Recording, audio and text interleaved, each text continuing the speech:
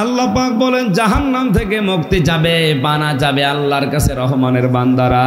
কেন জানো? কেন এমন জাহান্নাম আমি বানিয়েছি, হে নবী, কোনোদিনের শাস্তির কল্পনাও কোনো মানুষের হৃদয়ে জাগ্রত হয়নি। কল্পনার জগতে আসা সম্ভব না জাহান্নামের যে আযাব। খালি জাহান্নাম নামই শুনেছি, গরম পানি আর আপনার শরীরের পুজ রক্তগুলো একসাথে মিশিয়ে যখন ফেরেশতারা ঠোঁটের কাছে আঁটবে, হাদিস শরীফ প্রমাণ করেছে মানুষের ঠোঁটের গোশতগুলো ঝুলে ঝুলে পড়বে তাপে, খেতে চাইবে না। জোর করে যখন খাওয়াবে, পেটের ভেতরে যাওয়ার সঙ্গে সঙ্গে নাড়ি ভুঁড়িগুলো সব পায়খানা রাস্তা দিয়ে বের হয়ে যাবে। আল্লাহ পাক বলেন আমার বান্দা যারা, তাদেরকে এটা শোনান, তারা যেন এই জাহান্নাম থেকে আমার কাছে পানা চায়। এটা বড় ভয়ঙ্কর জায়গা, এটা বড় কঠিন জায়গা, এই যে গরম আছে, এটা জাহান্নামের একটা নিকৃষ্ট জায়গার নাম। নবীজি মসজিদে নববীতে বসেছিলেন, হঠাৎ তিনি কেঁপে উঠলেন। সাহাবীরা বলে হুজুর কি হয়েছে? নবীজি বলেন 70 বছর আগে একটা পাথর জাহান্নামের উপর থেকে ফেলে দিয়েছিল, এই মাত্র জাহান্নামের তলদেশে গিয়ে পৌঁছিয়েছে। একটু আওয়াজ হয়েছে, জিবরাইল আমার কানে এসে বলেছে, এই জন্য আমি লাফিয়ে উঠলাম। ও বাংলার মুসলমানেরা, কি জায়গা আপনি টের পাচ্ছেন? 70 বছর যদি লাগে একটা পাথর তার নিচে যেতে, হামজারে ফেলে দিলে কত বছর লাগবে বলেন? নবীজি পাথরের কথা বললেন, তোলার কথা বলেননি। 5 তলা বিল্ডিং এর উপর থেকে কেউ যদি তোলা ফেলে দেয়, এক মন পাথর ফেলে দেয়, নিচে পড়বে আগে কোনটা বলেন না কেন? যার ওজন বেশি আছে এটা আগে পড়ার কথা। মানুষের চাইতে পাথরের ওজন বেশি। আল্লাহর নবী উদাহরণ হিসাবে কি সেট করলেন জিবরাইলের কাছে শুনে, যে পাথর পড়তে যদি এত সময় লাগে, আমি মানুষ, আমি পড়ে গেলে কত সময় লাগবে?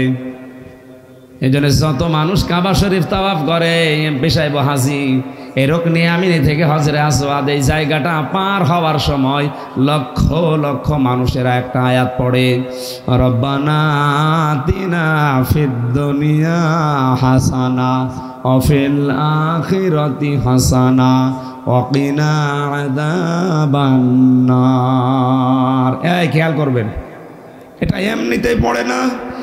আল্লাহর কাছে বলছে, আল্লাহ তোমার কাবা আমার সামনে, তুমি দুনিয়ায় আমাকে কল্যাণ দাও, হাসানা দাও। কোন জায়গার বলেন বলেন?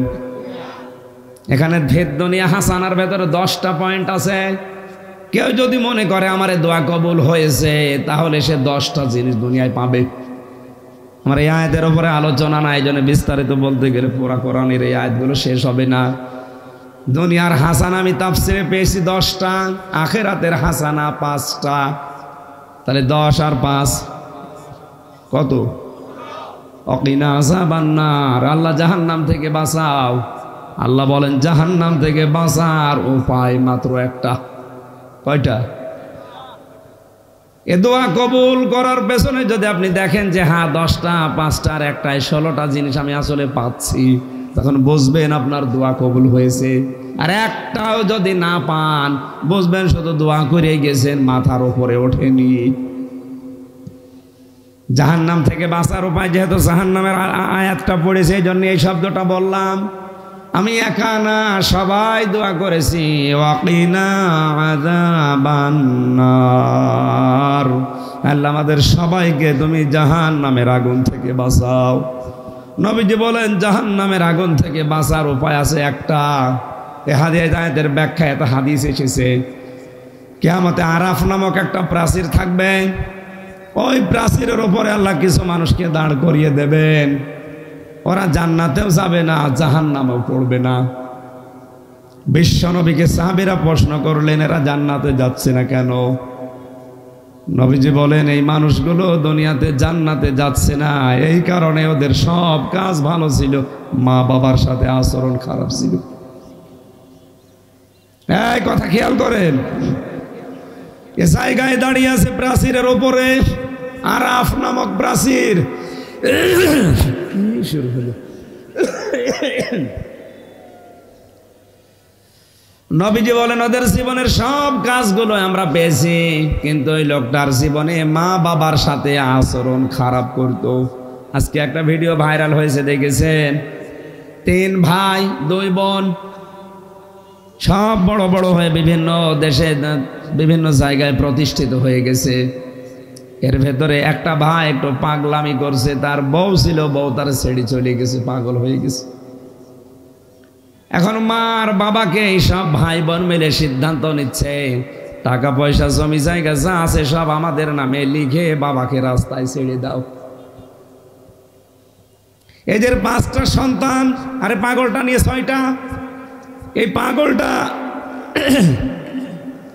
বৃদ্ধাশ্রমের যিনি পরিচালক তাকে বলছে, আমার বাবা ভাই আর বোনরা মিলে এই সিদ্ধান্ত নিয়েছে তার জমি জায়গা টাকা পয়সা যা আছে ওইটুকু আমাদের নিজেদের নামে লিখে নিয়ে তার রাস্তায় ছেড়ে দে। এই 5 জন সন্তান যদি কাবা শরীফে বসেও মারা যায়, ওরা আরাফ নামক প্রাচীরে থাকবে, জান্নাত পাবে না। আসতে বলেন। সাহাবীরা প্রশ্ন করলেন, তাহলে জান্নাতে পাচ্ছে না, জাহান্নামে যাবে না কেন? ওরা তো জাহান্নামে ফেলে দেওয়ার কথা। বিশ্বনবী বলেন না, ওদের জীবনে ছোটখাটো যাই থাকুক, ওরা ইসলাম কায়েমের জন্য দুনিয়াতে আন্দোলন করত। এটা সূরা সফের 11 নম্বর আয়াতে দলিল আছে, হালাদুল্লুকুম আলা তিজারা তুনজিকুম মিন আযাবিন আলিম। আমি কি একটা ব্যবসার কথা বলবো যেটা করলে জাহান্নামের আগুনে যাওয়া লাগবে না? সে ব্যবসার 3টা মূলনীতি এখানে আছে, আল্লাহর ওপরে বিশ্বাস, রাসূলের ওপরে বিশ্বাস, আর এই 2টা বিশ্বাসকে সামনে রেখে জান আর মাল দিয়ে আল্লাহর দ্বীনকে জমিনে কায়েম করার জন্য জিহাদ করা। সুতরাং ইসলাম কায়েমের জন্য যারা চেষ্টা করবে, আন্দোলন করবে, সংগ্রাম চালাবে দুনিয়াতে জান আর মাল দিয়ে, ওদের আর যাই হোক আল্লাহ ওদেরকে জাহান্নামে দেবে না। জাহান্নাম থেকে বাঁচার উপায় যে একটা, এটা আপনার টার্গেটে থাকা লাগবে। আমি চাই করি না কেন আল্লাহর দিন যেন জমে কায়েম হয়, আল্লাহ তুমি এটা আমাকে দেখাও। এর জন্য যত কিছু করা লাগে ডাইরেক্ট ইনডাইরেক্ট পেছনের দরজা দিয়ে হলো আমাকে করা লাগবে। কোরআনকে একত্রিত করা, কোরআনে কারিমকে সংরক্ষণ করা, এর প্রধান দায়িত্ব পালন করেছিলেন সর্বপ্রথম উদ্যোগ নিয়ে হযরতে আবু বকর। এজন্য কিয়ামত পর্যন্ত যত মানুষ কোরআন পড়বে, কোরআন শুনবে, কোরআন বুঝবে, কোরআনের গবেষণা চালাবে, এর থেকে সওয়াব আবু বকরের আমলনামায় ফ্ল্যাক্সি লোড হয়ে যেতেই থাকবে।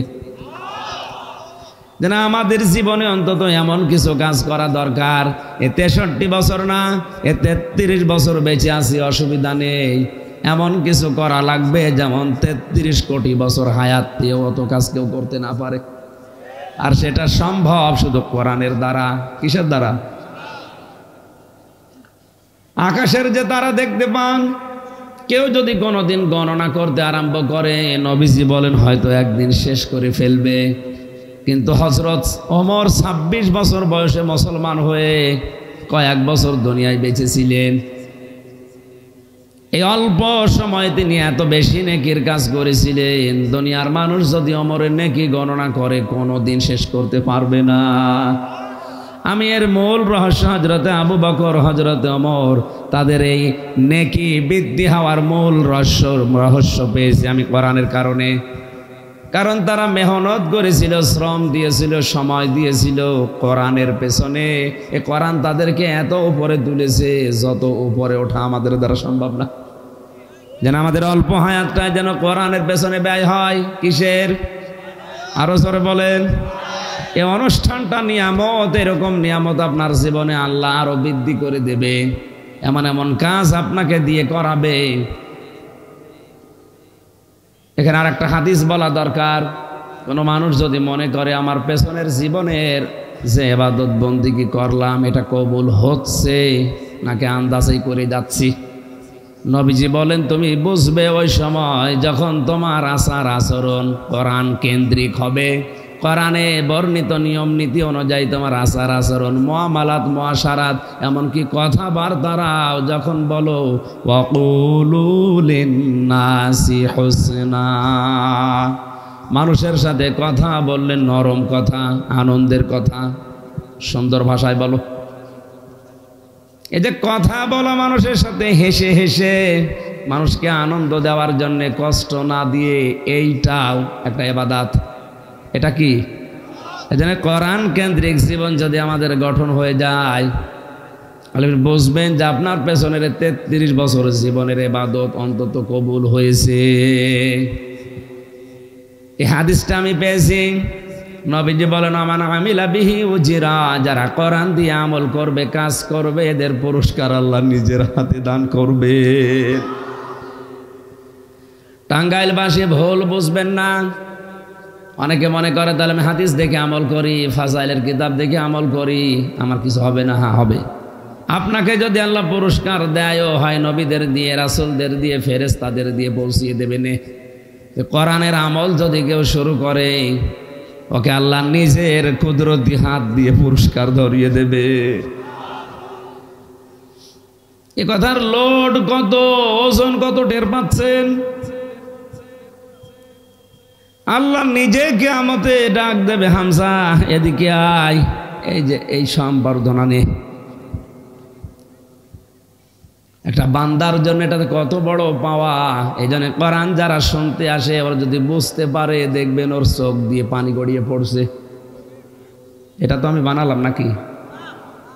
ওয়াইদা সামিউ মা উনজিলা ইলার রাসূলি তারা আ'য়ুনাহুম তাফিদু মিনাদ দামি মিম্মা আরাফু মিনাল হক। সূরা মায়েদা 7 নাম্বার পারার 1 নাম্বার পৃষ্ঠার 1 নাম্বার লাইনের 83 নাম্বার আয়াতের প্রথম অংশে আছে। তাফসিরে ফি জিলালিল কোরআন থেকে বলছি।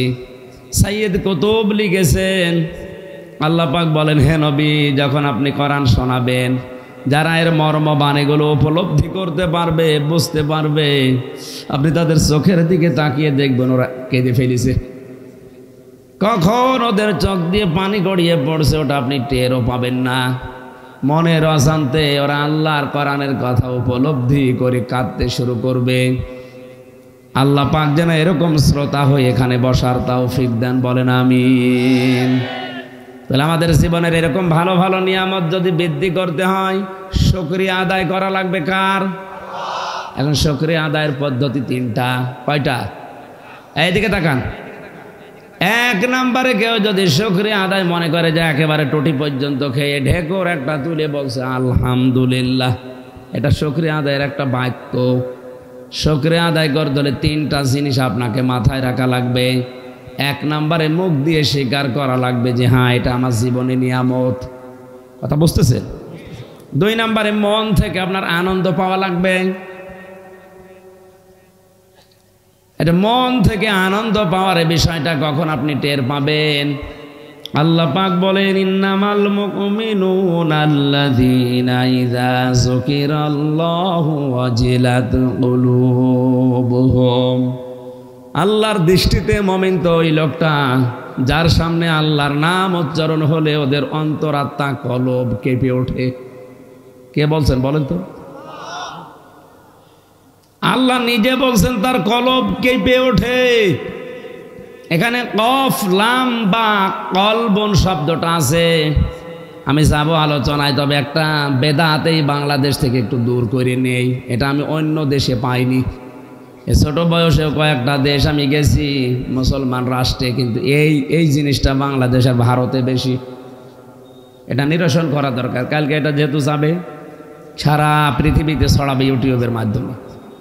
আমার সামনে এখন মাত্র 20,000 লোক না, আমি এখন 750 কোটি মানুষ সামনে নিয়ে কথা বলছি।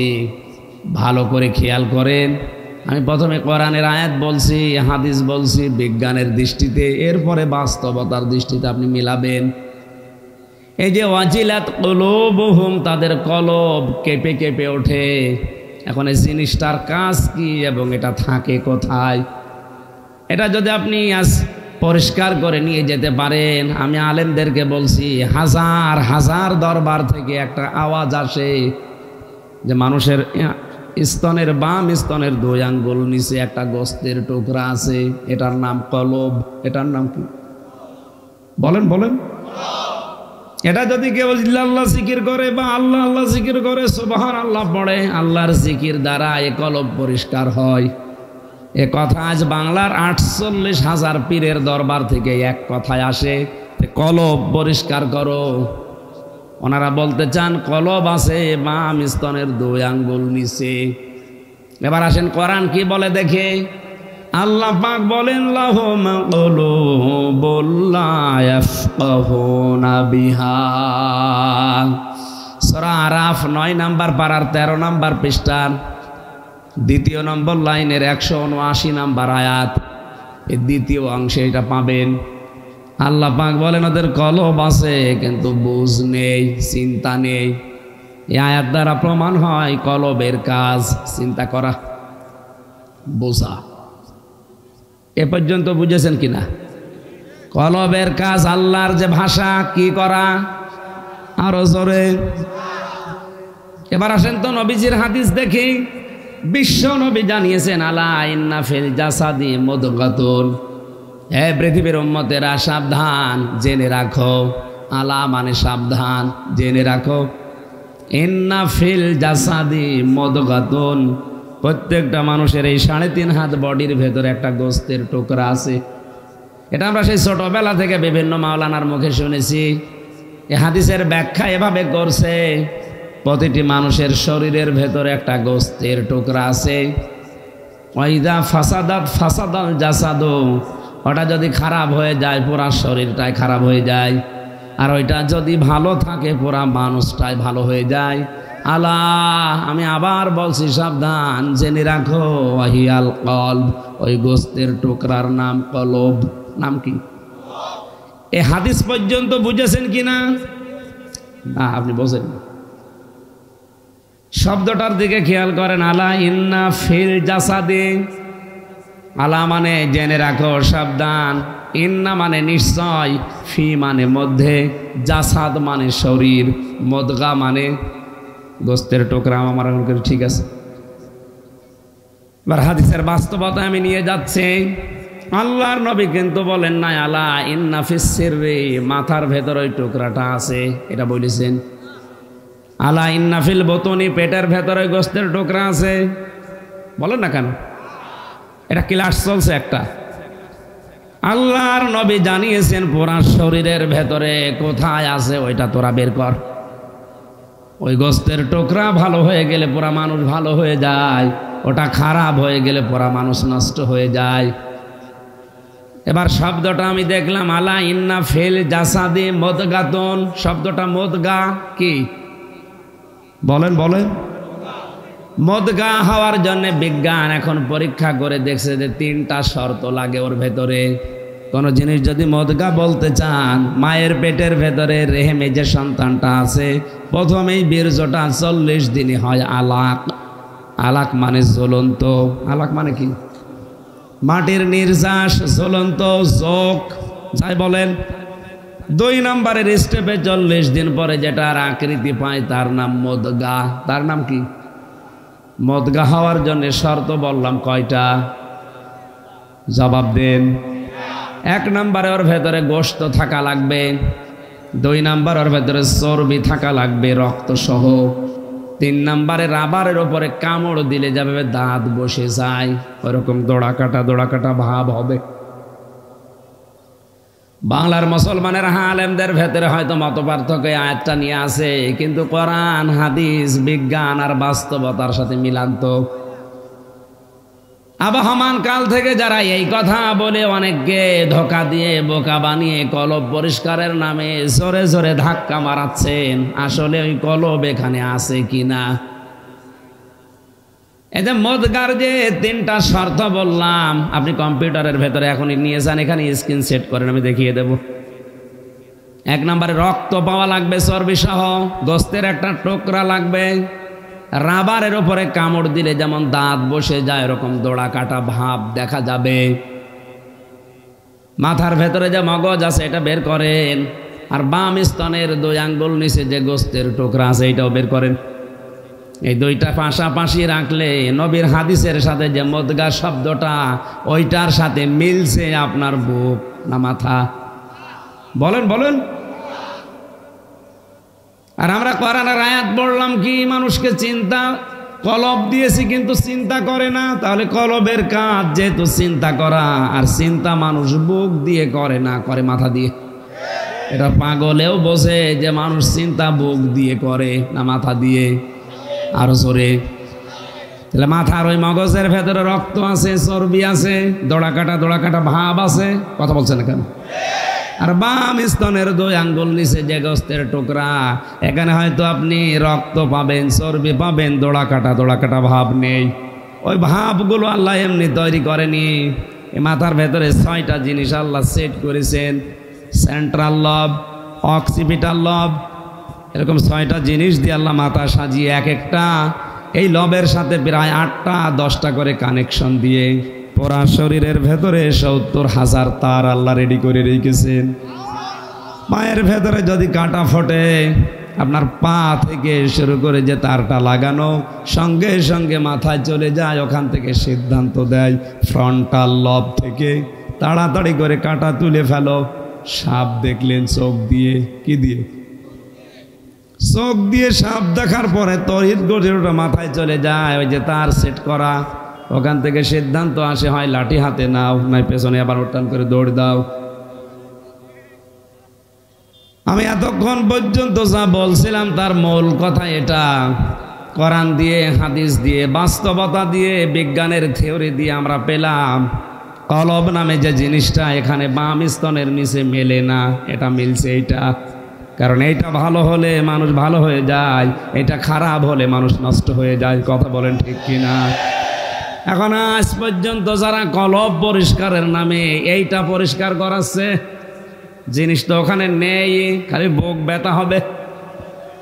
এইটা যদি পরিষ্কার না হয় মানুষ জেনা করবে, এটা পরিষ্কার না হলে ঘুষ খাবে।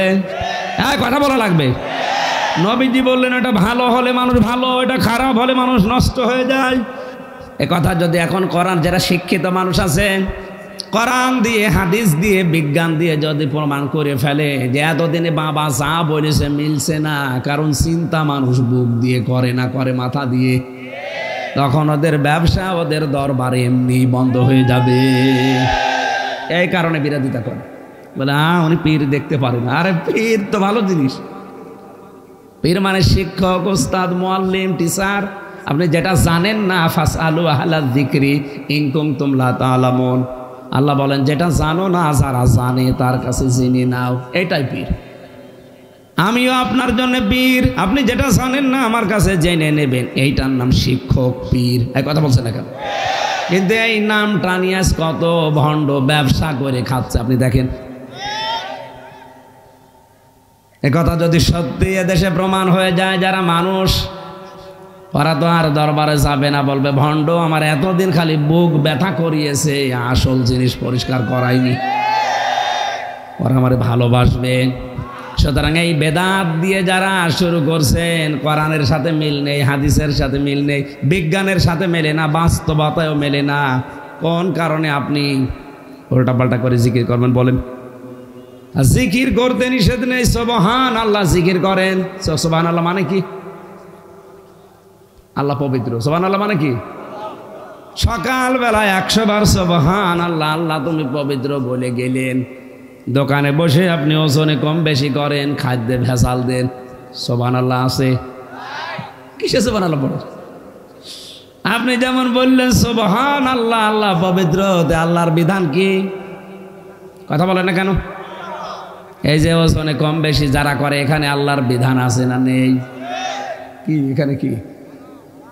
ওয়াইলুল লিল মুতাফফিফিন আল্লাযীনা ইযা ইক্তালু আলান নাসি ইস্তাওফুন।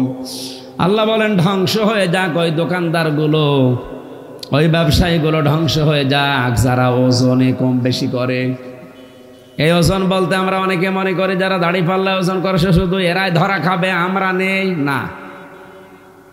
প্রাইমারি থেকে শুরু করে বিশ্ববিদ্যালয় পর্যন্ত আর যারা ক্লাস নেয়, সেই শিক্ষকরা, এরা ওজনে কম বেশি করছে। আসতে বলেন। একটা শিক্ষক হতে হলে অনেক জ্ঞান তার অর্জন করা লাগে। আপনি তো নেওয়ার সময় ঠিক মতোই নিয়েছিলেন, দেওয়ার সময় ওইটা আর ডেলিভারি দেননি, তখন বলে প্রাইভেট পড়া লাগবে, নাই কোচিং করা লাগবে।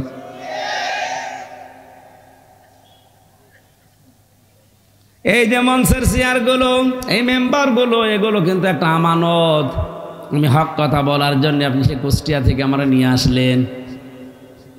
আমি যদি এখন ওই কথাগুলো ডেলিভারি দিতে না পারি, আমি তো নেওয়ার সময় ঠিকই বিভিন্ন জায়গা থেকে নিয়েছিলাম আপনাকে দেওয়ার জন্যে। সঠিকভাবে যদি এখন ডেলিভারি দিতে না পারি, আমি ওই আয়াতের ভেতরে পড়ে যাব। কথা বলেন না কেন? এই আয়াত অনুযায়ী হাজারো শিক্ষক, হাজারো বক্তা, হাজারো দায়িত্বশীল আমার দৃষ্টিতে আয়াত পড়ে মনে হচ্ছে ধরা খেয়ে বসে আছে। কারণ একজন ডক্টর যে বিশ্ববিদ্যালয়ে ক্লাস নিচ্ছে, সামনে যারা বসে থাকে 80 জন ছাত্র ছাত্রী কিন্তু সব ম্যাগনেট নিয়ে বসে আছে। যে সে তো আর ভার্সিটি চান্স পাবে না। 80 জন ছেলে মেয়ের সামনে 1 ঘন্টা লেকচার দিতে হলে কমপক্ষে ওই স্যারের 50 ঘন্টা পড়া লাগে। 150 থেকে 200টা বইয়ের রেফারেন্স দেওয়া লাগে, নয়তো আপনার কথাও শুনবে না। জন্য একটা এত কিছু বিভিন্ন জায়গা থেকে জ্ঞান অর্জন করেছে, কষ্ট করে সাধনা করে, ওইটা উচিত ছিল যারা ওর নিচে আছে ছাত্র হিসাবে তাদেরকে ডেলিভারি দেবে, যেভাবে পেয়েছে ওইভাবে। এবার আর দিতে যাচ্ছেন না, বলছে না কোচিং করা লাগবে। কুষ্টিয়া বিশ্ববিদ্যালয় সহ বাংলাদেশের বহু ভার্সিটি থেকে ক্লাস বাদ দিয়ে অনেক স্যারেরা ঢাকায় গিয়ে প্রাইভেট ভার্সিটিতে ক্লাস নেয়। আরে ভাই, আপনার দায়িত্ব সরকার দিয়েছে কুষ্টিয়াতে, আর আপনি ঢাকায় পড়ে আছেন। নেওয়ার সময় তো আপনি কম নেননি, দেওয়ার সময় যেখানে দেওয়া দরকার ওখানে না দিয়ে কালো পথে হাঁটতেছেন। অজিলাত কুলুবুহুম শব্দটার ব্যাখ্যা করার জন্য পর্যন্ত আমি এসেছিলাম। সত্যিই যদি মানুষের ভেতরে মনুষ্যত্ব থাকে, ও যদি কোরআনের কোনো শব্দ বুঝতে চেষ্টা করে, অবশ্যই তার কলিজায় কাঁপ ধরবে। মনের অজান্তেই কখন তার চোখ দিয়ে যেন পানি গড়িয়ে পড়বে। আল্লাহ পাক বলেন, এটা যেহেতু আমার নিয়ামত, এই নিয়ামতের শুকরিয়া আদায় করবা। মুখে স্বীকার, অন্তরে একটা আনন্দ ভাব লাগবে, খুশি লাগবে। 3 নম্বরে আল্লাহর যে নিয়ামত পেয়েছো, ওই নিয়ামতের সঠিক ব্যবহার তার নির্দেশ মতো করা লাগবে। এই 3টা শর্ত। এই 3টা শর্তের ভেতরে 1 নম্বরে মুখে স্বীকার, 2 নম্বরে অন্তরে প্রভাব সৃষ্টি করা, 3 নম্বরে কাজে পরিণত করে আল্লাহর বিধানে ওইটা চালানো। এটা যদি কেউ করতে পারে, লাযিদান্নাকুম, আল্লাহ গ্যারান্টি দিচ্ছেন অবশ্যই তার জীবন ওই নিয়ামত আমি বাড়াতেই থাকবো। আপনি কোরআনের এরকম হাজার অনুষ্ঠান জীবনে পাবেন। হযরত আবু বকর কোরআনের পেছনে শ্রম দিয়ে, হযরত ওমর কোরআনের পেছনে সময় দিয়ে, তারা যদি আজ চিরন্তন হয়ে যেতে পারে, অমর হয়ে যেতে পারে, আমরা কি মানুষ না? আমরা পারবো না কেন? এখন থেকে সিদ্ধান্ত হবে, জীবনে কোরআনের সাথে যে জিনিসের সম্পর্ক, জীবন গেলে ওইটা ছাড়বো না। ওয়ালা ইন কাফারতুম, যদি কুফরি করো, না শুকরিয়া করো, গুরুত্ব না দাও, ইন্না আযাবি লাশাদীদ, ওইটা তো কেড়ে নেব, অবশ্যই আমার আযাব কঠিন, তার ভেতরে ফেলে দেব। জোরে বলেন নাউজুবিল্লাহ। রাসূলুল্লাহর যে কথাটা বলার জন্য আমি মনে করছিলাম, ওইটা আবার মনে এসেছে। এই তাকান এদিকে। বিশ্ব নবীর আদর্শ পেয়ে যারা খুশি, আমরা সবাই বললাম একমাত্র আদর্শ বিশ্ব নবী মুহাম্মদুর রাসূলুল্লাহ সাল্লাল্লাহু আলাইহি সাল্লাম। যে আয়াতটা দিয়ে আমাদের এই দেশে আর ভারতে পাকিস্তানে ওয়াজ করে বেশি মানুষ, তার নাম সূরা আলে ইমরানের 31 নম্বর আয়াত। একটু খেয়াল করে শুনবেন, 5-7 মিনিট মন লাগিয়ে শোনেন, দেখেন নতুন একটা জিনিস আজকে বের হবে। কুল ইন কুনতুম তুহিব্বুনাল্লাহা ফাত্তাবিউনি ইউহিব্বুকুমুল্লাহ ওয়া ইয়াগফির লাকুম যুনুবাকুম আল্লাহু গফুরুর রহিম। সূরা আলে ইমরান 3 নম্বর পারা 13 নম্বর পৃষ্ঠার 4 নম্বর লাইনের 31 নম্বর আয়াতে আছে। এটা তাফসিরে ইবনে কাসির থেকে বলছি। আল্লাহ পাক বলেন, নবী আপনি বলুন। আলেম যারা আছেন একটু খেয়াল করেন ভাই। হে নবী আপনি বলুন, ইন কুনতুম তুহিব্বুনাল্লাহ, যদি আল্লাহকে ভালোবাসিয়ে দাবি করো। এ দাবি আমাদের নেই, বলেন না কেন? এ দাবি যারা করো তাদেরকে আল্লাহ বলছেন, যদি এই দাবি করো যে আল্লাহ তোমাকে ভালোবাসি, এ দাবির পেছনে একটা তোমাকে কথা মানা লাগবে, ফাত্তাবিউনি, তাহলে আমার নবীর অনুসরণ করো। কার? কেউ যদি বলে আল্লাহ তোমাকে ভালোবাসি, আল্লাহ বলে দাঁড়া, এ ভালোবাসার প্রমাণ দেওয়া লাগবে আমার নবীর অনুসরণের মাধ্যমে। যদি কেউ নবীকে অনুসরণ করা শুরু করে, আল্লাহ পাক জানিয়েছেন দুইটা পুরস্কার তাকে দেওয়া হবে। ইউহিব্বুকুমুল্লাহ, আল্লাহ নিজেই তাকে ভালোবাসা আরম্ভ করবে। এখানে যদি 10,000 মানুষ থাকে, আমার মনে হয় খুব বেশি হলেও 10 জন মানুষ এই পর্যন্ত বুঝেছেন, বাকি আন্দাজে মাথা নাড়াচ্ছেন। শব্দের দিকে খেয়াল করেন তো। কেউ যদি বলে আল্লাহ তোমাকে ভালোবাসি, আল্লাহ বলেন এটা রাখ, তোকে আমার রাসূলের অনুসরণ করা লাগবে। এই অনুসরণ যখন আপনি শুরু করবেন, তখন আল্লাহ দুইটা পুরস্কারের ঘোষণা দিয়েছেন। 1 নম্বরে আল্লাহ নিজে আপনাকে উল্টা করে ভালোবাসা আরম্ভ করবে, না করেছে। শব্দটা কিন্তু মজারে, বর্তমান, ভবিষ্যৎ, প্রেজেন্ট, ফিউচার। আল্লাহ মাসির শব্দ, অতীতের শব্দ দেননি যে আপনি রাসূলকে অনুসরণ করলে আল্লাহ আপনাকে ভালোবেসে ফেলেছে, না। আপনি যখন থেকে অনুসরণ আরম্ভ করবেন, ওই জায়গা থেকে আল্লাহ আপনাকে ভালোবাসা শুরু করবে। তাহলে রাসূলকে অনুসরণ কি? মাথা থেকে পা পর্যন্ত রাসূলকে যেভাবে আল্লাহ পাঠিয়েছেন, যেভাবে তিনি দেখিয়েছেন, ওইভাবে আপনাকে দেখানো লাগবে। মাথার চুলের কাটিং হবে নবীজির মতো, মোছের সাইজ হবে নবীজির মতো, দাড়ির সাইজ হবে নবীজির মতো, পোশাক আশাক বাকি যা আছে সব অনুসরণ লাগবে নবীজির।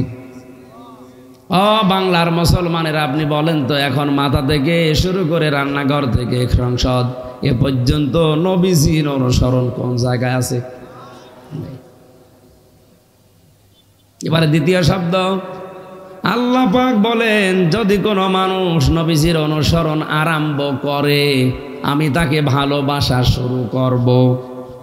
এখন এই আংশিক অনুসরণ না পূর্ণাঙ্গ? এ অনুসরণ কি আংশিক না পূর্ণাঙ্গ? তামাম দুনিয়ার দিকে তাকান, আমাদের অনুসরণ কিন্তু হচ্ছে না তা না, কিন্তু 100 জনের 99 জন মানুষের অনুসরণ হচ্ছে রাসূলের আংশিক। পূর্ণাঙ্গ অনুসরণ হচ্ছে না। আব্দুল্লাহ ইবনে উবাইয়ের দিকে তাকান, পুরা জীবন আমি পড়ে দেখেছি এ লোকটার রাসূলের অনুসরণে কোনো কমতি আমার দৃষ্টিতে আমি পাইনি। নবীজি যখন যা বলতেন ও সঙ্গে সঙ্গে সেটা করে ফেলতো। নবীজির পেছনে নামাজ পড়তো, আল্লাহর নবীর মতো দাঁড়িয়ে রেখেছিল, নবীজির মতো জামা গায়ে দিত, বিশ্ব নবী মুহাম্মদ রাসূলুল্লাহর সাথে রোজা রাখতো। নবীজি একদিন বলেছিলেন আল্লাহর কাছে 2টা নাম কিন্তু প্রিয়, একটা আব্দুর রহমান আর একটা আব্দুল্লাহ। বৈঠকে বসা ছিল আব্দুল্লাহ বিন উবাই, পেছন দিক থেকে এক দৌড়ে বাড়িতে এসে বলছে, সন্তান এদিকে আয়। নবীজির মুখে শুনেছি আল্লাহর কাছে প্রিয় নাম আব্দুল্লাহ, আজকে থেকে তোর নাম আমি রেখে দিলাম আব্দুল্লাহ। তোর ছেলেকে ডাক দে। নাতি ছেলে এসেছে, ডাক দিয়ে বলে তোর নাম কি রেখেছে জানি না, আজকে থেকে তোর নাম আব্দুল্লাহ। নিজের বাবার নাম পাল্টিয়ে দিয়েছে আব্দুল্লাহ, এমনকি নিজের নামও পাল্টিয়ে দিয়েছে আব্দুল্লাহ। আপনি একটু ভাবেন তো, তার অনুসরণ রাসূলের কথা শোনার পরে কম ছিল না বেশি ছিল? হ্যাঁ বলেন। পুরা জীবনটার ভেতরে কোনো দুর্বলতা, কোনো ফাঁক ফোকড় আমি পাচ্ছিলাম না। একটা জায়গায় রাসূলের অনুসরণ করতো না, আর রাজনৈতিক জীবনে এই জায়গায় ওর আদর্শ ছিল আবু জেহেল। এই একটা মাত্র কারণে আমার আল্লাহ তাকে শুধু জাহান্নামে দেবে না, জাহান্নামের একেবারে নিচে দেবে। এবার আপনার বিবেকে কি বলে আপনি বলেন? আপনি নামাজ পড়েন আমির হামজার পেছনে টাঙ্গাইলে, আর এই লোকটা নামাজ পড়েছে মসজিদে নববীতে রাসূলুল্লাহর পেছনে। ওর মাথা থেকে পা পর্যন্ত পুরাটাই ঠিক ছিল, কিন্তু একটা মাত্র জায়গায় ভুল করে আল্লাহ ওকে মুনাফিকের সর্দার বলে ঘোষণা দিয়েছে। বলেন নাউজুবিল্লাহ। তাহলে আমাদেরও এখন অনুসরণ হবে রাসূলের আংশিক না পূর্ণাঙ্গ? আরো জোরে বলেন। কেউ যদি পূর্ণাঙ্গ অনুসরণ আরম্ভ করে দেয়, আল্লাহর ঘোষণা, আল্লাহ তাকে ভালোবাসা শুরু করবে। সুতরাং এই ময়দানে যারা এখনো রসুলের আদর্শকে পূর্ণাঙ্গ অনুসরণ করতে পারেননি, আপনি আকাশ দিয়ে উড়ে যেতে পারেন, কিন্তু আল্লাহ আপনাকে ভালোবাসা শুরু করেনি। এক কথা বলা রাখবে। এ আয়াত অনুযায়ী বাংলাদেশে আজ হাজারো আলেম, হাজারো পীর, হাজারো ইমাম এরা ধরা খাবে এই কারণে এদের অনুসরণ অধিকাংশ আংশিক, পূর্ণাঙ্গ হচ্ছে না। আর বাকিগুলো তো বাদই দিলাম। আজ বিশ্ব অলি হয়ে বসে আছে অনেকে। এই সখীপুর মসজিদে কেউ যদি যেয়ে দেখে ইমাম সাহেব দাড়ি কেটে সফা বানিয়ে ফেলেছে, মুসল্লি বলবে হুজুর আপনার দাড়ি কই?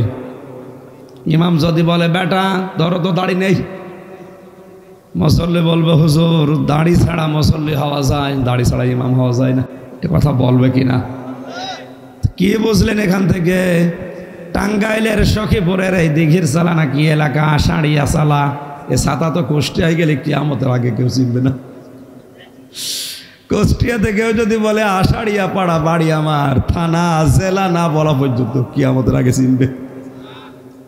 এই জায়গার একটা মসজিদের ইমাম হিসাবে আপনি মেনে নিতে পারছেন না লোকটা দাড়ি কাটে তাই, অথচ দাড়ি কেটে আজ অনেকে বিশ্ব অলির দাবি করছে, হোমড়ি খেয়েছে পড়ে।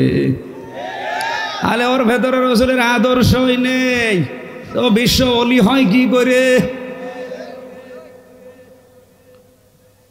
আয়াতের শেষ কথা ছিল আল্লাহ যদি কাউকে ভালোবাসা আরম্ভ করে, আমার আল্লাহ পুরস্কার হিসাবে তার জীবনের অপরাধগুলো মাফ করে এখনই দিয়েছে তা না। ওয়াগফির লাকুম যুনুবাকুম, আল্লাহ পাক বলেন যখন আমার রসুলের অনুসরণ পূর্ণাঙ্গভাবে অনুসরণ করার সিদ্ধান্ত নিয়ে লোকটা নেমে পড়বে, আমি আল্লাহ নিজে তাকে ভালোবাসা আরম্ভ করব। আর আমি যাকে ভালোবাসি ওর জীবনের অপরাধ একটাও রাখবো না, সব মাফ করে দেব। এই জন্য জাম্বন না দিয়ে জুনুব দিয়েছেন। আল্লাহ আমাদেরকে আয়াতটা বাস্তবতার নিরিখে বোঝার তৌফিক দিন, বলেন আমিন। সূরা ফুরকান থেকে আমি মাত্র একটা আয়াত পড়েছি, 63 নম্বর আয়াতটা। এই আয়াত থেকে শেষ পর্যন্ত আল্লাহর ঘোষণা হচ্ছে আল্লাহ নিজে একটা বিশাল ফ্ল্যাট বানাবে। এখন যদি কেউ এখানে ঘোষণা দিয়ে দেয় টাঙ্গাইল শহরে 5000 বর্গ ফুটের একটা বিশাল ফ্ল্যাট তোমার নামে বরাদ্দ দেওয়া হবে, আমার মনে হয় এখানে একজনও পাওয়া যাবে না, হেঁটে হলেও চলে যাবে। কথা বলে না কেন? এ কথা যদি এমপি সাহেব বলে তার কথা বিশ্বাস করে যদি মানুষ এখান থেকে দৌড়িয়ে এই 40-50 কিলো হেঁটে চলে যাবে কিছু না পেলে, আল্লাহ নিজে ঘোষণা দিচ্ছেন আমি আল্লাহ নিজে একটা বিশাল প্রাসাদ তৈরি করে রাখবো, কক্ষ বানাবো, যেটাই দুনিয়ার 10 দুনিয়ার সমান। এটা কি আমাদের বিশ্বাস হয়? তাহলে এই আয়াতের ভেতরে আমার আল্লাহ 12টা গুণ দিয়েছেন তার বান্দাদের, ইবাদুর রহমান যারা, এই 12টা গুণ যারা অর্জন করতে পারবে দুনিয়ায়, মহান আল্লাহ তাদেরকে এই 5000 10,000 বর্গ ফুটের না, এরকম দুনিয়ার 10 দুনিয়ার সমান একটা জান্নাত দিয়ে দেবেন। এবার আমরা মিলাবো 12টা গুণ আমাদের আছে কিনা, কারণ আমরাও দাবি করি আল্লাহর বান্দার। রব্বুল আলামিন বলেন ওয়াইবাদুর রহমানিল্লাযীনা ইয়ামশুনা আলাল আরদি হাওনা ওয়া ইযা খাতাবাহুমুল জাহিলুনা ক্বালু সালামা। আল্লাহ বলেন ইবাদুর রহমান যারা, রহমানের বান্দা যারা, আমি আল্লাহর বান্দা যারা দাবি করে, তাদের প্রথম বৈশিষ্ট্য হচ্ছে ওই মানুষগুলো যখন জমিনে চলাফেরা করে তখন নম্র ভদ্র হয়ে, উগ্র হয় না রহমানের বান্দারা। অথচ দিন দিন বাংলাদেশে উগ্র মানুষ বাড়ছে। এক কথা বলে না কেন? হেঁটে গেলে মনে হয় যে কি হনুরে, হনুমান হয়ে গেছে। আপনাকে নম্র হওয়া লাগবে বিশ্ব নবীর মতো। কার মতো? পৃথিবীতে সব চাইতে নরম আচরণের মানুষ ছিলেন আমাদের নবী। তার দিলটা এত নরম ছিল, হাত তুলতে দেরি হতো, চোখে পানি আসতে দেরি হতো না। অথচ তার পেছনের আগের যত অপরাধ আল্লাহ সবই মাফ করে দিয়েছে। এই জন্য আমাদের যে আল্লাহর বান্দা দাবি করে ওই রকম একটা বিশাল ফ্ল্যাট পেতে চাই, আমাদের আচরণ হওয়া লাগবে নম্র ভদ্র। 2 নম্বরে ওয়াইদা খাতাবাহুমুল জাহিলুনা ক্বালু সালামা। জাহেল মূর্খ অজ্ঞরা যখন কোনো বিষয়ে তাদের সাথে কথা বলে, তর্ক না করে ঝগড়াঝাটি না করে বলবে ভাই ঠিক আছে, আপনি ঠিক। আমাদের এই আচরণগুলো দুনিয়ার জীবনে এখন দেখাতে হবে, কারণ এখন জাহেলদের সংখ্যা দিন দিন বেড়ে যাচ্ছে। কিচ্ছু জানে না, আন্দাজে তর্ক করে মাসলা নিয়ে ওর পেটে বোম লাগাবেন, ওল হুসরা এমপি সাহেবের মতো বলতে পারবে না, অথচ ফতোয়া বাজিতে ওস্তাদ। এই দেশে সব চাইতে বেশি বিনা পয়সায় পাওয়া যায় ডাক্তার, এই কথা বলে না, আর ফতোয়া। আপনি যদি পেটে ব্যথা হয়, ডাক্তারের কাছে যাওয়ার আগে যদি চার দোকানে যান, যে দেখবেন অনেকগুলো মানুষ বসে আছে। শুধু আপনি যদি বলতে দেরি করেন যে আমার পেটে ব্যথা, চারিদিক থেকে 8-9টা ডাক্তার হাজির হয়ে যাবে, কথা বলেন। অথচ একটা বিষয় ওখানে অভিজ্ঞ না। আপনি যদি MBBS ডাক্তারের কাছে, বিচক্ষণ মানুষের কাছে যান, বলবেন না আগে পরীক্ষা করা লাগবে। আর যে চার দোকানে বসে ফতোয়া দিল, ওকে মানুষের কেন পেটে ব্যথা হয় তা জানে, আন্দাজে ফতোয়া দেয়। এই জন্য তর্কে জড়াবেন না, এই সময়টা কিন্তু এরকম চলছে। রহমানের বান্দা হতে হলে তর্ক বিতর্ক না করে ঠিক আছে ভাই আপনি ঠিক, বোঝেন যা বোঝেন। রহমানের বান্দাদের 3 নাম্বার গুণ, ওয়াল্লাযীনা ইয়াবিতুনা লিরাব্বিহিম সুজদাও ওয়া কিয়ামা।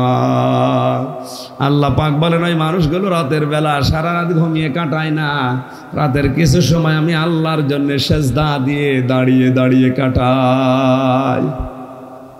এখানে যদি 20,000 মানুষ থাকে, সর্বোচ্চ 5 জন মানুষ মনে হয় এরকম পাওয়া যাবে যারা ওই রাতে আল্লাহর জন্য কাঁদে। অথচ এটা রহমানের বান্দা যারা দাবি করবে, তাদের এই গুণটা থাকা বাঞ্ছনীয়, থাকতেই হবে, নয়তো আপনি জান্নাতের ওই ফ্ল্যাট পাবেন না।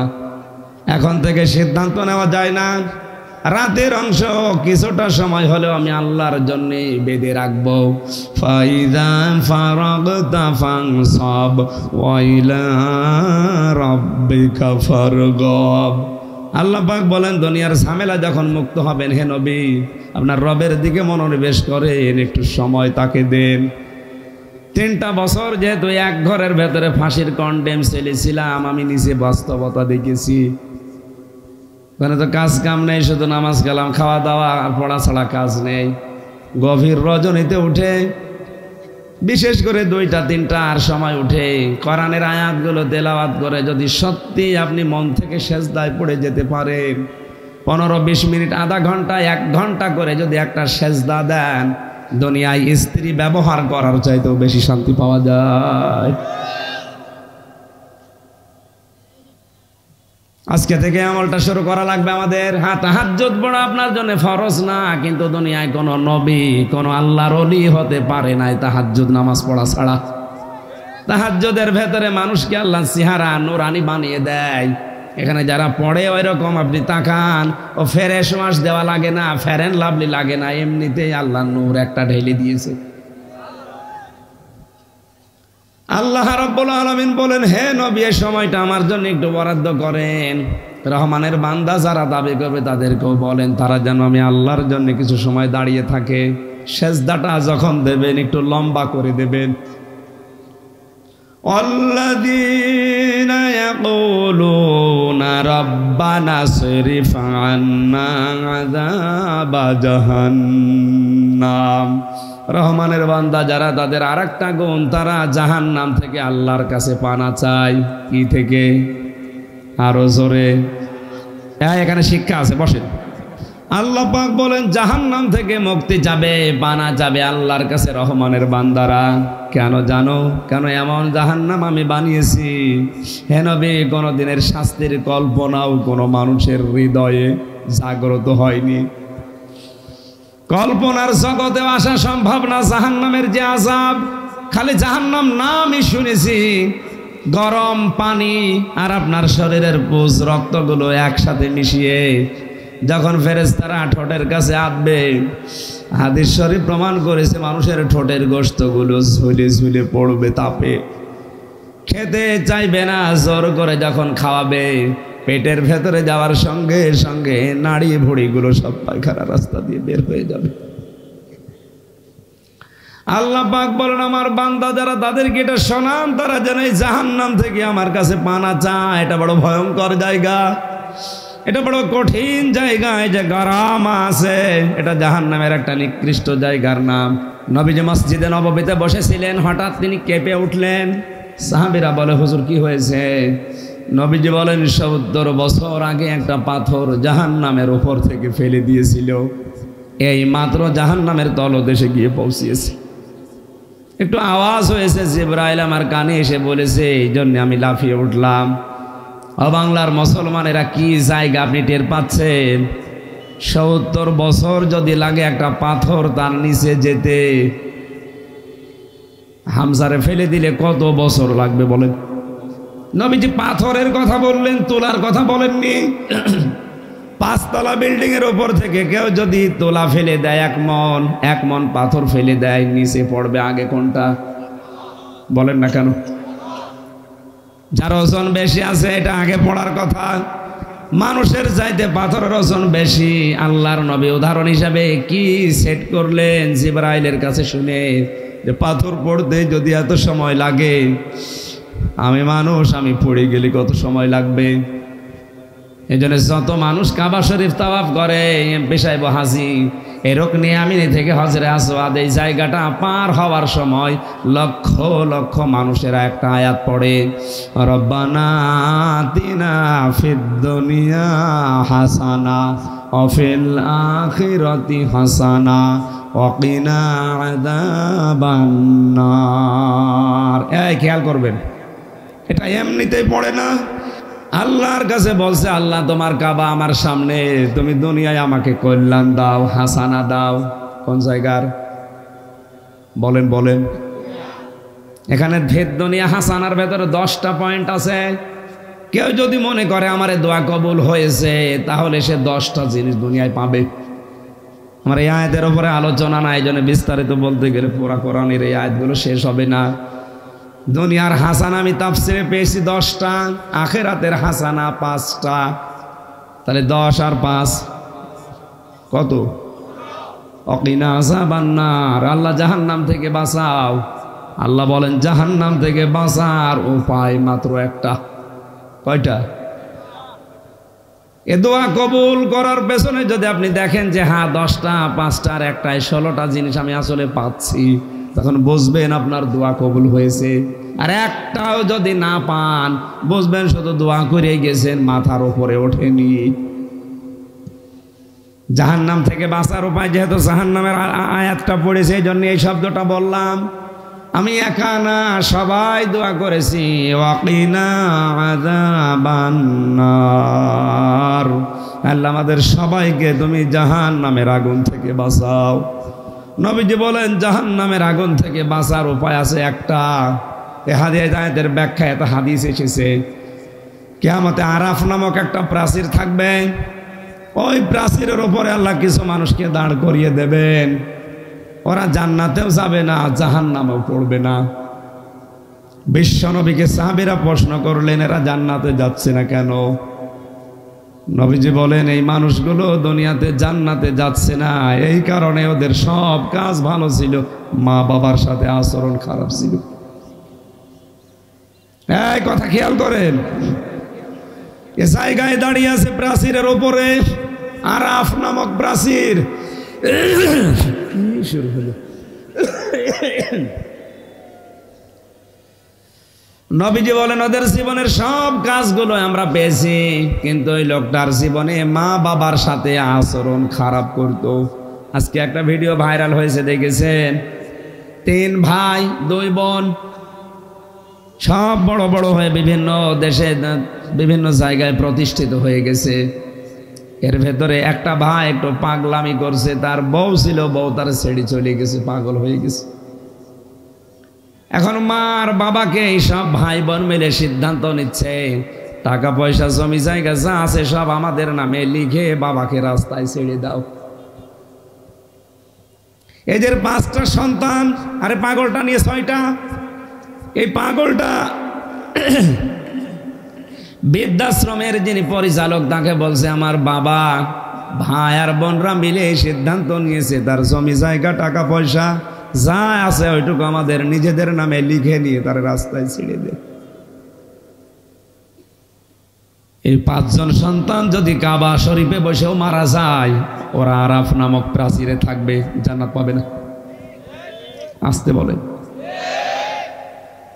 সাহাবীরা প্রশ্ন করলেন তাহলে জান্নাতে পাচ্ছে না জাহান্নামে যাবে না কেন?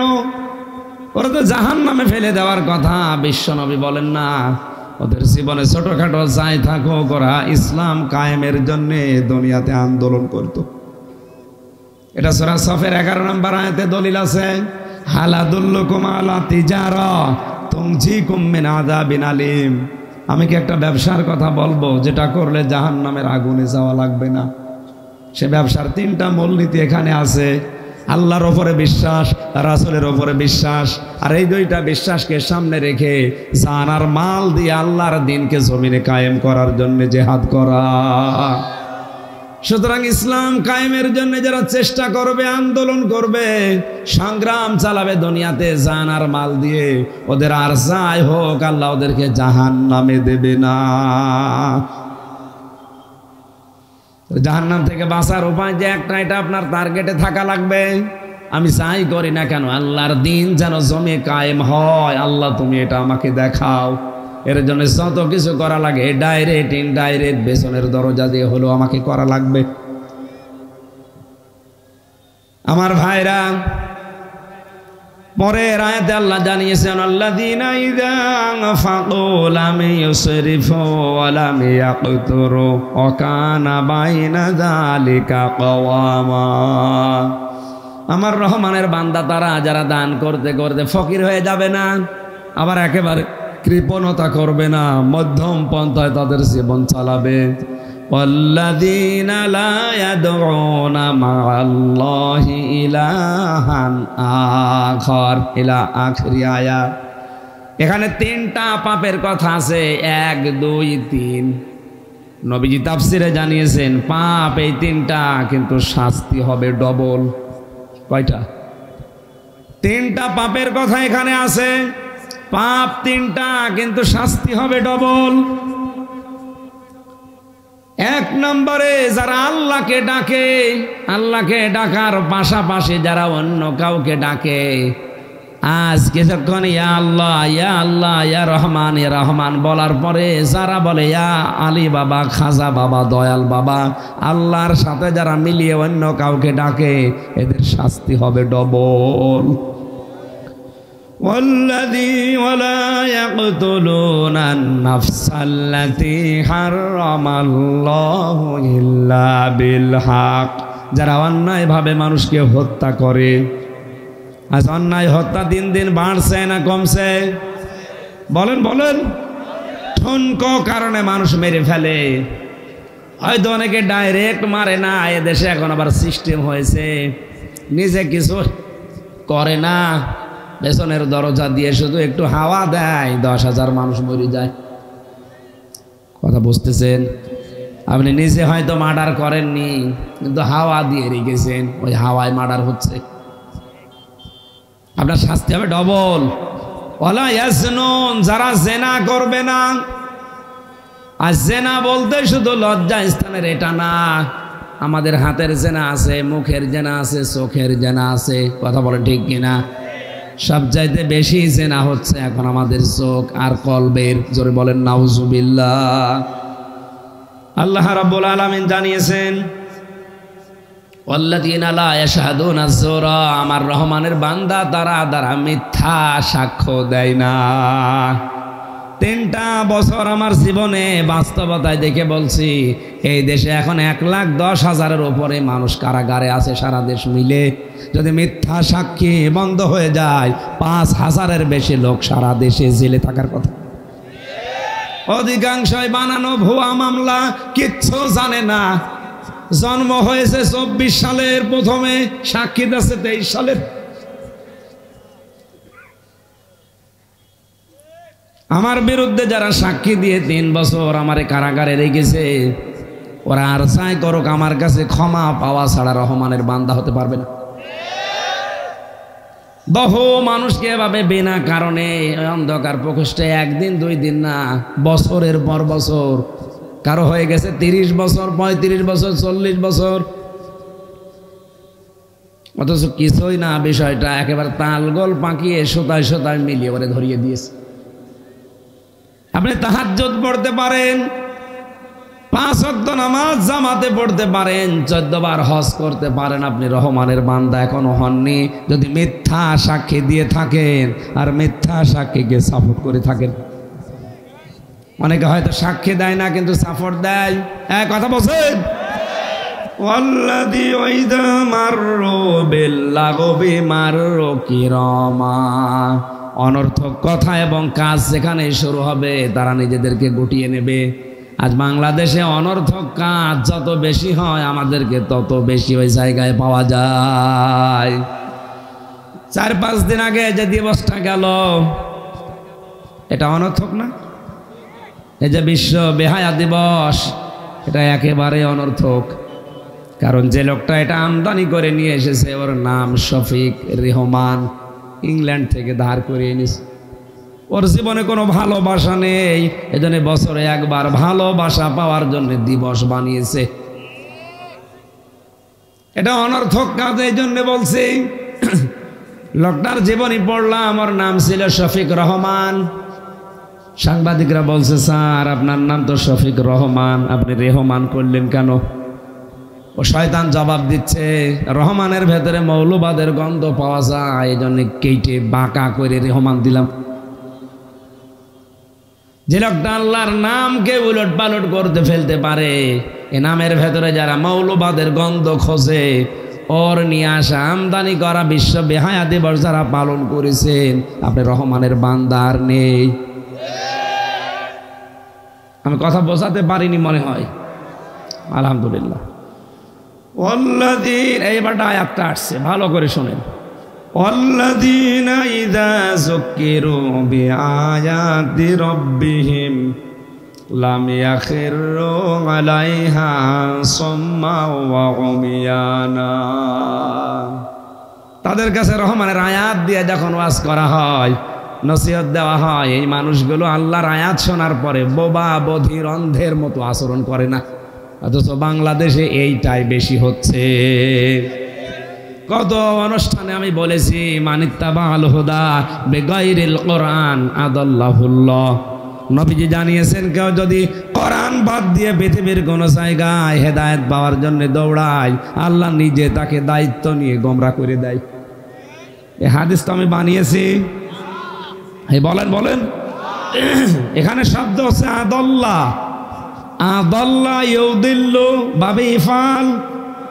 যদি নবী দল্লা শব্দ দিতেন, দল্লা ইয়াদিল্লু, তাহলে বাংলা অর্থ আসতো আপনি নিজেই নিজেকে খারাপ বানিয়ে ফেলেছেন, আপনার নিজের দায়িত্বে আপনি খারাপ হয়ে গেছেন। কিন্তু যখন আদাল্লাহ আসবে, বাংলা অর্থ দাঁড়াবে আপনার হয়তো ভালো হওয়ার নিয়ত ছিল, কিন্তু কোরআনে কারিম সেখানে নেই। এই জন্যে আল্লাহ নিজে দায়িত্ব নিয়ে আপনাকে গোমরা বানিয়ে দেবে। ও বাংলার মুসলমানেরা, যেখানে কোরআন নেই ওখানে গেলে খারাপ বানিয়ে দেয় কে? আরো জোরে কে? সুতরাং 48,000 পীরের দরবার, আপনি একটু খোঁজ নিয়ে দেখেন কোরআন কোন দরবারে আছে। সুতরাং যেখানে কোরআন নেই ওখানে গেলে আপনাকে খারাপ বানাবে কে?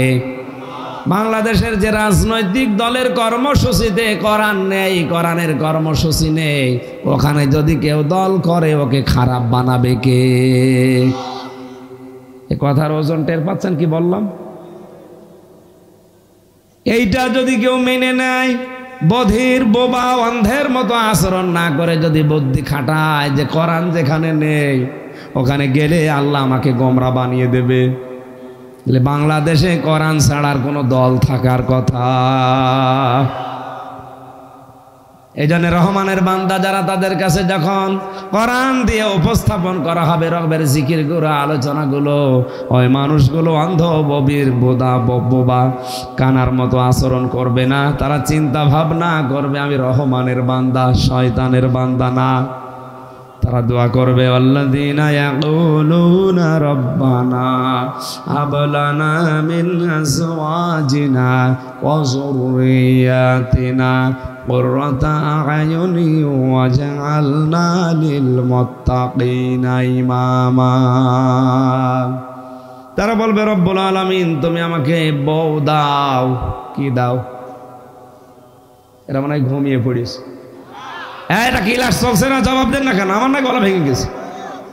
অবশ্য বউ আল্লাহর কাছে বলবে ইয়াকুলুনা রব্বানা, হে আমাদের রব, হাবলানা আমাদেরকে দান করেন, আমাদেরকে দেন, মিন আজওয়াজিনা কি সাউজনের বহু বচন আজওয়াজ, আল্লাহ আমাদের বউ দাও। কি দাও? আরো জোরে।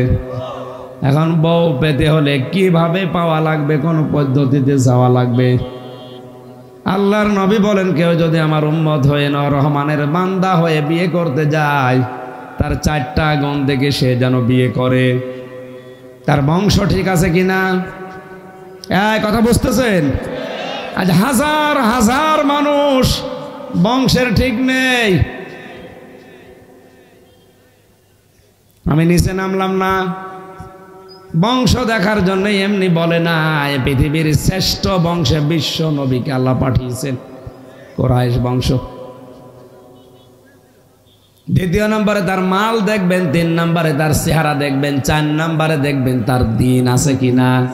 নবীজি বলেন প্রথম 3টা যদি নাও পাওয়া যায়, যদি দিন ইসলাম তার ভেতরে থাকে, তাকে বিবাহ করে বাড়ি নিয়ে আসো, অবশ্যই তোমার দুনিয়া আখেরাত শান্তময় হয়ে যাবে। শুধু স্ত্রী চেয়ে আপনি শেষ করেননি, বলেছেন অযুররিয়াতিনা, হে আল্লাহ আমাদেরকে সন্তান দাও। আরে ভাই, বিয়ে করার পরে সন্তান দাও বললেই হয় না। সন্তান চাওয়ার জন্য যে পদ্ধতি আছে, ওই পদ্ধতিতে নামার আগে আল্লাহর কাছে একটা দোয়া করা লাগে। বিসমিল্লাহি আল্লাহুম্মা জান্নিবনা শাইতান ওয়া জান্নিবিশ শাইতান মা রাযাকতানা। হে আল্লাহ তুমি আমাদের 2 জনকে শয়তান থেকে বাঁচাও। কিসের থেকে? আরো জোরে। আপনি নিজে দোয়া করছেন আল্লাহ আমাদেরকে শয়তান থেকে বাঁচাও, আর যেইটা আমাদের মাধ্যমে তুমি দান করবার রিজিক হিসাবে, ওইটাও যেন শয়তান থেকে বেঁচে থাকে। জন্ম দেওয়ার সময় অনেকে দোয়া পড়ে সন্তান জন্ম দিচ্ছে, অথচ সন্তান জন্মের পরে বড় হয়ে শয়তানের মিছিলের আগে আগে থাকে। আপনি টের পেয়েছেন কি বললাম? রংপুরে এক মাহফিলে এক মুরব্বী এসে বলছে হুজুর দোয়া করেন। দোয়া তো করবো, ছেলে মেয়ে কয়টা? 9টা। 9টা ছেলে মেয়ে হয়ে গেছে, আপনি আবার দোয়া চাচ্ছেন? সন্তান এতগুলো জন্ম দিয়েছেন দাদা, দোয়া বলেন। যে এখনো পড়া হয়নি। 9টা জন্ম দিয়ে ফেলেছে, এখনো দোয়া পড়া হয়নি। ও পড়বে কি মরণের পরে? এখানে যারা বিবাহিত, আমার মনে হয় 100 জনের প্রায় 90 জন ফেল করবে স্ত্রী সহবাসের সন্তান উৎপাদনের যে দোয়াটা। এই কথা বলে না কেন?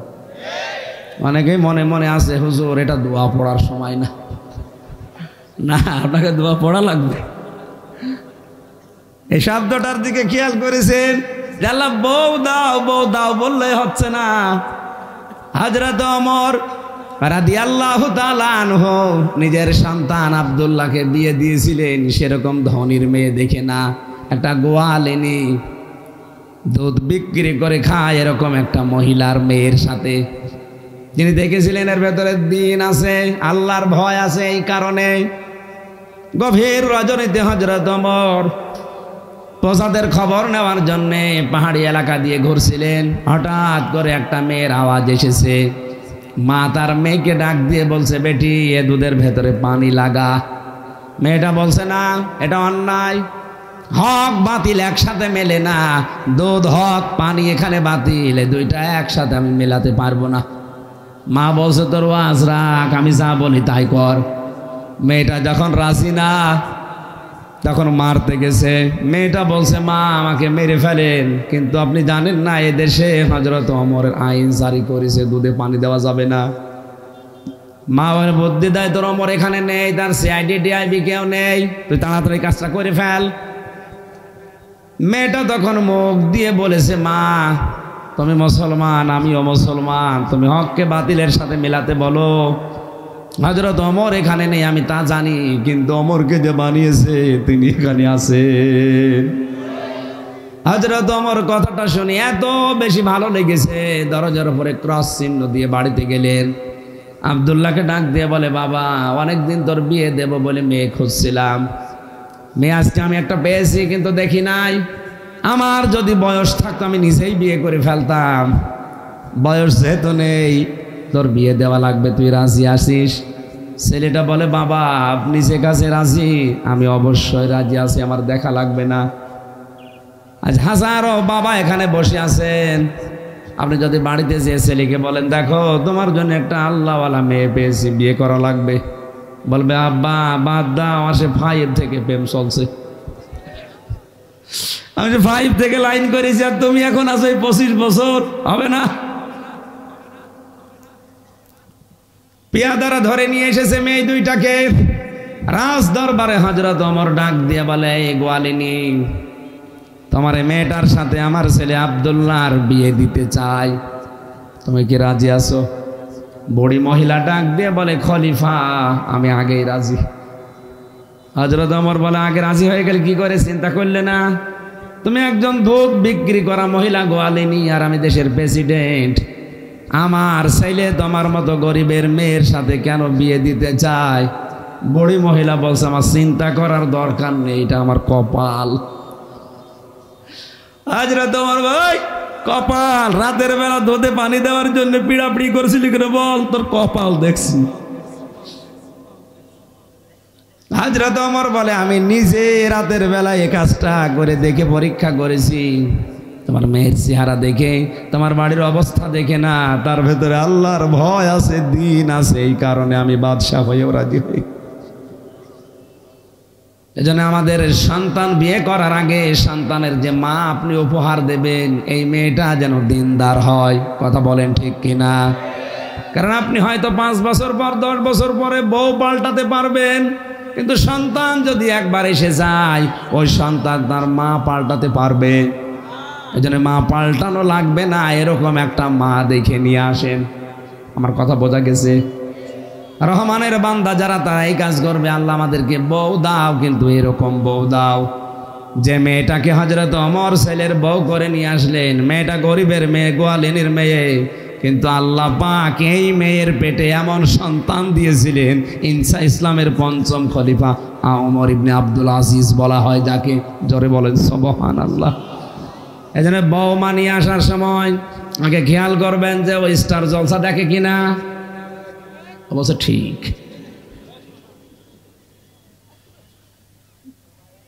এমন সন্তান তৈরি করা দরকার, কুররাতা আয়ুনি, যারা আমার চক্ষু শীতলকারী হয়।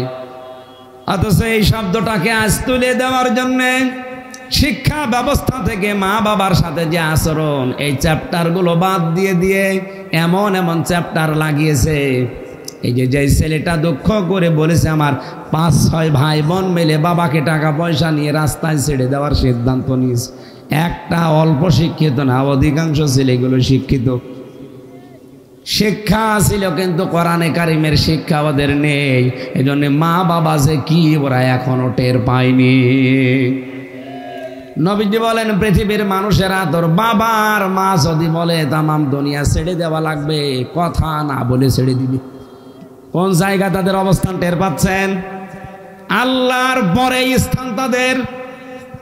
কোরআনে আমি বহু ব্যাখ্যামূলক শব্দ পেয়েছি, সব চাইতে বেশি ব্যাখ্যা পেয়েছি মা আর বাবার নামে।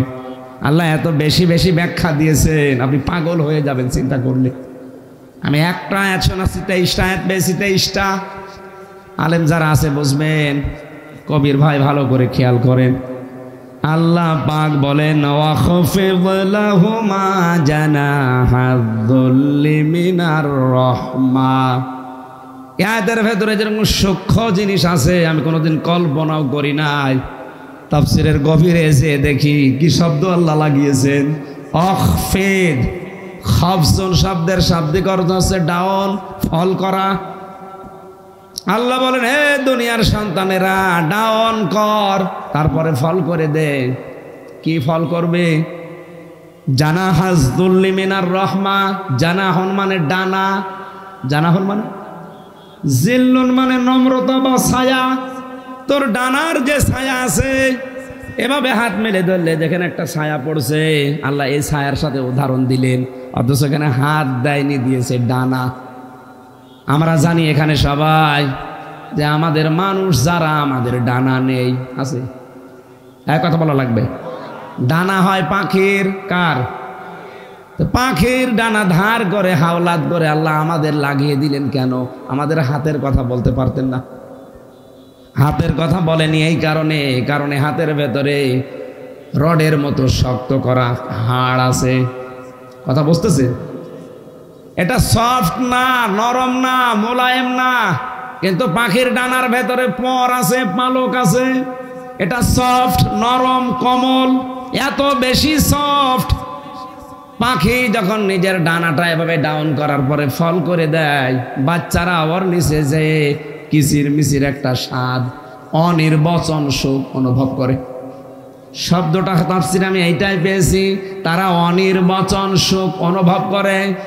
তারা অন্তত ভাবে যে আমার মার ডানার নিচে আমরা যখন এসে গেছি, কোনো সিল, কোনো কিছু আমাদেরকে আর ক্ষতি করতে পারবে না।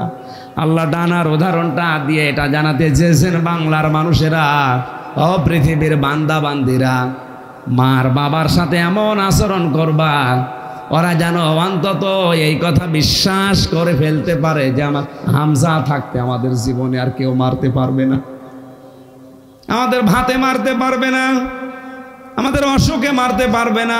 বিভিন্ন রকমের মারা থেকে আমার হামসারে ডানাটা এখনো আছে, ও আমাকে বাঁচাবে। এই জন্য জল্লি মিনার রহমা দিয়েছেন, তোমার দয়ার হাত, রহমতের হাতটা বাড়িয়ে দাও। এই হাত বাড়ালে শক্ত হাত। আরে ভাই, ডানা তো প্লেনেরও আছে, হেলিকপ্টারও আছে। আল্লাহ হেলিকপ্টার প্লেনের ডানার কথা না বলে পাখির ডানার কথা বললেন কেন? এখান থেকে হাওলাত করেছেন ডানা, আল্লাহ প্লেনের ডানা হাওলাত করে লাগিয়ে দিতে পারতেন, পাখিরটা নিয়েছেন এই জন্যে। প্লেনের ডানা শক্ত হয়, এই ডাউন হয়, ফল হয় না, ফল হলে উঠবে না। আর পাখির ডানা শক্ত না, নরম, মোলায়েম, সফট, কোমল, এটা শুধু ডাউন হয় না, ফল করে দিলেও পাখি উঠতে পারে। এর নিচে যারা থাকে একটা আলাদা সুখ পায়। দুনিয়ার মানুষরা যতদিন বেঁচে আছো, মা বাবা আছেন তোমার কাছে, এরকম একটা সুখ পায়। আমরা যারা এসেছি কোরআনের এই ব্যাখ্যামূলক শব্দ থেকে, আল্লাহ আমাদেরকে এইরকম সন্তান হওয়ার তৌফিক দিন, যাদেরকে দেখলে মার বাবার চক্ষু শীতল হয়ে যায়। ওয়াজআল লানা লিল মুত্তাকিনা ইমামা। আল্লাহর কাছে বলবে, রব্বুল আলামিন তুমি আমাদেরকে মুত্তাকিদের জন্য গাইডলাইন দাতা, ইমাম, নেতা, অভিভাবক বানিয়ে দাও। এই 12টা আগুন যারা একটা একটা করে দুনিয়াতে অর্জন করবে, আল্লাহ পাক বলেন, উলাইকা ইউজাউনাল গুরফাতা, এদের জন্য আমি একটা গোরফা বানাবো, মানে রুম বানাবো, যে রুমের আয়তন 5000 স্কয়ার ফিট না, এরকম দুনিয়ার 10 দুনিয়ার সমান। আল্লাহ আমাদেরকে বাস্তবতায় মেনে নেওয়ার, তবে আমার গলা সাপোর্ট করছে না, শেষ করে দিলাম। আল্লাহুম্মা আমিন। রব্বানা আতিনা ফিদ দুনিয়া হাসানা ওয়া ফিল আখিরাতি হাসানা ওয়া কিনা আযাবান নার ওয়া আদখিলনাল জান্নাতা মা'আল আবরার। রব্বুল আলামিন, রাত 12টা বেজে যাচ্ছে, তাহাজ্জুদের সময়ে কোরআনের কিছু কথা বোঝার নিয়তে, অনুধাবন করার নিয়তে শুনছিলাম। আল্লাহ তুমি আমল করার তৌফিক দাও, সওয়াবগুলো বিশ্বনবীর রওজায় পৌঁছিয়ে দাও। দুনিয়ার মাঠের নিচে যারা ঈমান নিয়ে ঘুমিয়ে আছে এদেরকে মাফ করে দাও। মা বাপ যারা হারিয়ে ফেলেছি, আল্লাহ মেহেরবানি করে মা বাপকে মাফ করে দাও। নবীজি মাঝে মাঝে মায়ের কবরের পাশে দাঁড়িয়ে কাঁদতেন। সাহাবীরা বলে, হুজুর আপনি কাঁদেন কেন? বিশ্ব নবী বলেন, সাহাবীরা, আমার মায়ের ওই ছোটবেলার আদরের কথা আমার মনে পড়ে গেছে। মাথা নিচু করেন, চক্ষু বন্ধ করেন। রব্বুল আলামিন শ্রদ্ধাভাজন বড় ভাই কবির বিন সামাদ তার বাবাকে হারিয়ে ফেলেছে। একটা সন্তান মানুষ করা কত কঠিন, এখন আমি আমার ফারিহাকে নিয়ে টের পাচ্ছি। এই যে কিভাবে জ্বালাতন করে মানুষ, ওর দিকে তাকালে মাঝে মাঝে মনে হয় আমার মা বাবাও ঠিক ছোটবেলায় এরকমই করেছে। মুসাফির অবস্থায় আছে, অসুস্থ হয়ে আছে, মজলুম অবস্থায় আছে। আল্লাহ কবির বিন সামাদ ভাইয়ের বাবাকে কবরের জান্নাত দিয়ে দাও, তার মা সননের হায়াত বাড়িয়ে দাও। এ মাহফিলে নাম নাসানা কত মানুষ আমিন আমিন করছে। মাওলানা হোসাইন তার বাবাকে হারিয়েছে। আমার বাবা আছে এই জন্য আমি টের পাই না। যাদের বাবা নেই তাদের চোখের দিকে তাকাও আল্লাহ, ওরা কাঁদতেছে।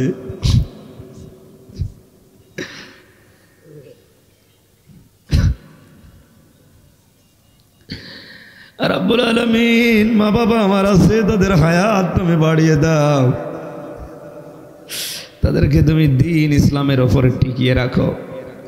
যারা হারিয়ে ফেলেছে ওদের চোখের পানির দিকে তাকিয়ে হলে মাফ করে দাও। তোমার হাবিব জানিয়েছে কোন সন্তান যদি মা বাবার জন্য এক ফোঁটা চোখের পানি ফেলতে পারে আল্লাহ তারে মাফ করে দেয়। এই বিশ্বাস নিয়ে চোখের পানি যাদের বেরিয়েছে আল্লাহ পানির দিকে তাকিয়ে হলেও বাবাকে জান্নাত দিয়ে দাও। মাহফিলের আয়োজন করতে গিয়ে তোমার বান্দা রমজান সেই সুদূর প্রবাস থেকে হাজার হাজার লক্ষ লক্ষ টাকা খরচ করে মানুষকে কোরআন শোনানোর আয়োজন করেছে। তাকে তুমি অমরের মতো কবুল করে নাও। তার স্ত্রী সন্তান ছেলে মেয়ে যেগুলো আছে তাদেরকে মাফ করো, মা বাবাকেও ক্ষমা করে দাও। এ মাহফিলের প্রধান অতিথি মাননীয় এমপি সাহেবকে তুমি দ্বীনের জন্য কবুল করো। যত অতিথি এসেছে আল্লাহ কোরআনের ইজ্জতে এদের জীবনকে তুমি হযরত ওমরের মতো বানিয়ে দাও। সম্মানিত সভাপতি, সম্মানিত পরিচালক, সম্মানিতা মা বোনেরা আছে পর্দার আড়ালে, এদেরকে তুমি খাদিজার মতো ফাতেমার মতো বানিয়ে দাও। স্বামী সংসারে শান্তি দান করো। আমরা বিশ্বাস করছি যে কথা বলেছি তুমি শুনতে পাচ্ছ। আল্লাহুম্মা লা তারুদ্দানা খায়, আল্লাহুম্মা লা তারুদ্দানা খায়, আল্লাহুম্মা লা তারুদ্দানা খায়। আল্লাহ একেবারে খালি হাতে ফেরত দিও না। তাহাজ্জুদের সময় একেবারে খালি হাতে ফেরত দিও না। রব্বুল আলামিন মুক্ত জীবনে যখন ফিরিয়েই দিয়েছো তুমি আমার কণ্ঠটা আগের অবস্থায় ফিরিয়ে দাও। আমার শরীরটাকে সুস্থ করো, আমার ইলম বাড়িয়ে দাও। কোরআনের কথাগুলো সহজ সরল ভাষায় বলতে পারি সেই তৌফিক আমারে ভিক্ষা দাও। আমিন আমিন। এলাকায় মাটির নিচে যারাই শুয়ে আছে এদের কবরগুলো জান্নাত বানাও। আগামীতে এই মাহফিলটা কোরআনের জন্য বিশাল আকারে কবুল করো। আমার কণ্ঠ আর সাপোর্ট করছেন, আমি শেষ করে দিলাম। আল্লাহ তাহাজ্জুদের সময় শুরু হয়ে গেছে, মেহেরবানি করে আমাদের মনের আশা পূরণ করে দাও। একটা আশা এ সময়ে জীবনে বহু কিছু দেখলাম। এই 53 বছরে বাংলাদেশ স্বাধীন হয়ে বিভিন্ন জিনিস দিয়ে দেশ স্বাধীন হয়ে চলেছে, কিন্তু কোরআন দিয়ে দেশ চললে কেমন দেখা যায় আজ আমরা দেখি না। আমাদের জীবনের এই আশাটা তুমি একটু পূরণ করো। কোরআন দিয়ে দেশ চললে কেমন দেখা যায় আমাদের দেখাও। যখন এই মরণ আসবে যেন পড়তে পারি লা ইলাহা ইল্লাল্লাহু মুহাম্মাদুর রাসূলুল্লাহ।